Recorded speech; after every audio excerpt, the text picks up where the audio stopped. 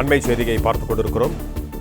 சென்னை மற்றும் சுற்றுவட்டார பகுதிகளில் 24 மணி நேரத்தில் 12 பாலியல் வன்கொடுமை சம்பவங்கள் நடந்திருப்பதாக முன்னாள் முதலமைச்சர் மு.க.ஸ்டாலின் தெரிவித்திருக்கிறார்.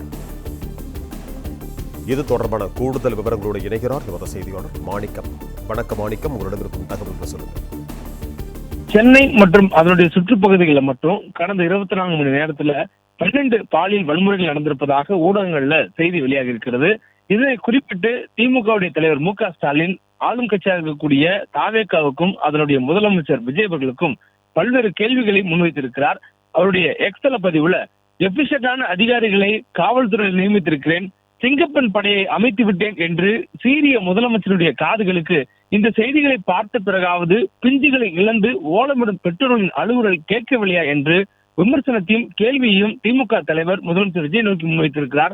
மேலும் மக்களின் பாதுகாப்பு பிரச்சனைகளுக்கு எப்போது விஜய் கால்ஷீட் கொடுப்பார் என்ற கேள்வியை எழுப்பியிருக்கக்கூடிய திமுக தலைவர் கிரிமினல்கள் சிறிதும் அச்சமின்றி குற்றங்களில் ஈடுபடுவதை தடுக்க எடுக்கப்பட்ட நடவடிக்கை என்ன, சவாலும் சவடாலும் விட்டவர் எப்போது சைலண்ட் மோடிலிருந்து வெளியே வருவார் என முதலமைச்சர் விஜயை நோக்கி கேள்வி கணைகளை தொடுத்திருக்கிறார். மேலும் மக்களின் உயிரும் குழந்தைகளின் பாதுகாப்பும் கேள்விக்குறியாகியுள்ள நிலையிலும் நான் 6 மாதம் எதுவும் கேட்கக்கூடாது என்று நினைக்கிறீர்களா என கேள்வி எழுப்பியிருக்கக்கூடிய திமுக தலைவர், இல்லை திமுகவுடைய பெரும் போராட்டத்தை எதிர்பார்க்கிறீர்களா எனவும் ஆளும் கட்சியை நோக்கி எழுப்பியிருக்கிறார். மேலும் அவருடைய இந்த பதிவுல ஒய் சைலண்ட் சிஎம் என இதுவரையிலும் இந்த பிரச்சனைகள் குறித்து எந்த ஒரு அதிகாரப்பூர்வமான விளக்கங்களை அரசு தரப்பிலிருந்து வெளியிடாத சூழல்ல அது குறித்தான ஒரு கேள்வி எழுப்புவதுமாக ஒய் சைலண்ட் சிஎம் எனவும் அவர் தனது பதிவுல குறிப்பிட்டிருக்கிறார். பிளே ஸ்டோர் மற்றும் ஆப் ஸ்டோரில் இருந்து பாலிமர் செயலியை QR கோடு மூலம் பதிவிறக்கம் செய்யுங்கள். செய்திகளை உடனுக்குடன் பெறுங்கள்.